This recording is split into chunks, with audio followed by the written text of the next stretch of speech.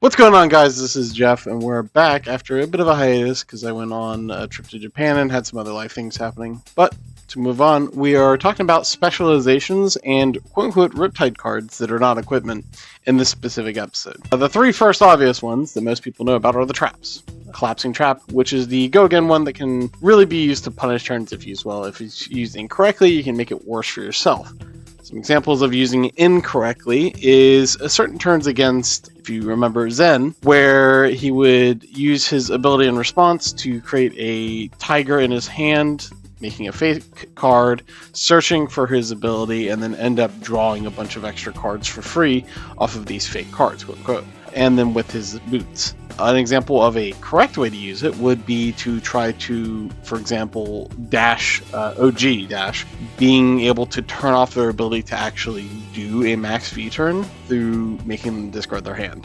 Then you have Buzzsaw Trap. That is a buff trap that blows out certain matchups. It has a very, very high potential value behind it. Some examples of it is it's really efficient into buff tall heroes, so you have heroes like Dawnblade Dory, that it's a single card block for whatever they throw at you. Against matchups kind of like Azalea, where you have issues with just the pure amount of card value that you lose as Azalea because of the multiple buffs, and being able to launch that, and a Perch Grapplers, for example, basically even if it's dominated, gives you a full block on whatever arrow they throw at you outside of the 6 power arrows. You have to be careful about this card because this card can stack odd. One of the things to note is it does remove the power, so if you play Inertia Trap, you have to play Inertia Trap first, resolve it, and then resolve Buzzsaw Trap. That way you actually get both triggers. Otherwise, it actually nullifies the trigger if you play Buzzsaw and resolve it first. It does not work on base power mods. Example being things like OGKO and his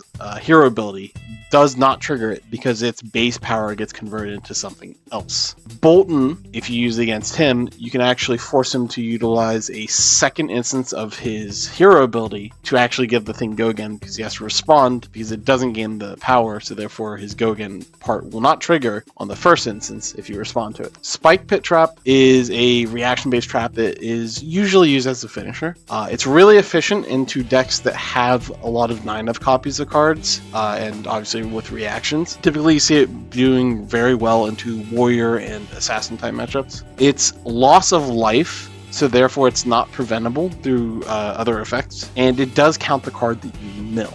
All these traps are things that you really need to make sure to keep track of, both as playing against and playing as, because these cards can basically mean the win or loss of the entire game. So be sure to keep track of them. Our next things are the arrows, that are things like Murky Water and Intoxicating Shot. These are specializations that have been recently given to us post Outsiders. Murky is used as typically a finisher for endgame, but it does have pretty efficient value based on hit effect, which is not dictated by the aim counter. You just get the +1 and dominate on that. The on hit, you must have 3 traps at least in your graveyard to be able to trigger this effect. Not less than, it's not up to, there was a rule change early on, is 3. And then you choose one at random, the rest get banished face down, they're not revealed. The one in your arsenal is face down, not revealed. You only reveal which ones you pick. So if you pick Collapsing, Buzzsaw, and Spike Pit, one of those gets put in arsenal, and they don't know which one, so now they have to play around whatever that may or may not be. The other ones do get banished though, so you only get to kind of do this once, unless you get really, really lucky on multiple triggers. Intoxicating Shot is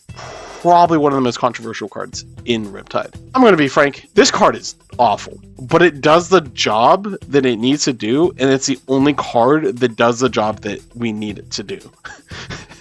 It is still a blue 0/4 arrow. That's it. That's the only reason why it's good. Now, in some cases, it does allow you late game to turn on some of your traps. So 2 out of 3 of the trap types, because it gives them a courage and quicken if it hits. However, you need to be careful about getting the age-old tale of getting CNC'd for 7 go again. That is infuriating. And you need to make sure that you have traps that actually trigger value off of these. And obviously do your CNC count. Be careful about Intoxicating Shot. Early on, it's really bad. You never want to attack with it if you can even help it. Sometimes it's better just to block with it, not even try to attack with it, because you can give them too much value. Late game, you still got to be very careful about how you utilize this card. we're not really going to go over Driftwood Quiver too much. It's your panic button for Riptide. It's using specific builds, but we went over that in the last video, so we'll just ignore it for now. Reel In is... This card needs a lot to work well, and we currently do not have it as recording this video. Reel In is a card that looks good on paper, but on a fundamental level works terribly. Now, I do want to go over like how its resolution works and how it can be good. In trap-heavy decks, if we get more traps, it can actually do a lot. We're currently not at that point, but it could be later. It gets around Dominate more than normal, and what that means is when you play Reel In, first, you get the Riptide trigger that goes on top before you do any of the reveal or anything, so you do get a loaded trap. You can then play the trap from there. Reel In, resolves, you get your traps, then you reload, and then you can play the trap from there. You can then play your normal card from hand, reload, and then trap. So you can get 4 traps essentially on a Dominate card. That is insane. And if you factor in the potential of other shenanigans that go on there with like reload effects, I think take cover, then you can block a lot on the Dominate and they just go, oh, okay, I thought you were dead.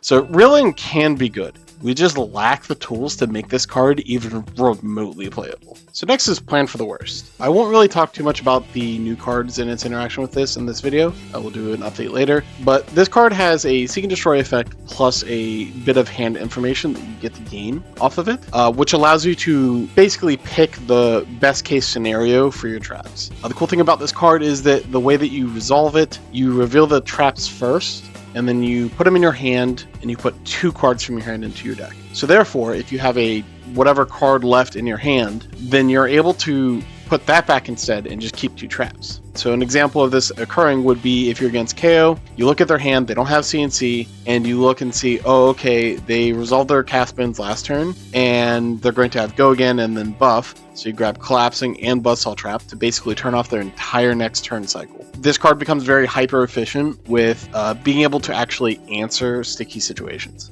That is pretty much all the things that we have available right now. Everything else either falls in the category of it's not just for Riptide or it's not a specialization. This was going to be a pretty short video as is. Look out for more update stuff as things come out for Riptide in that category. But appreciate you joining us.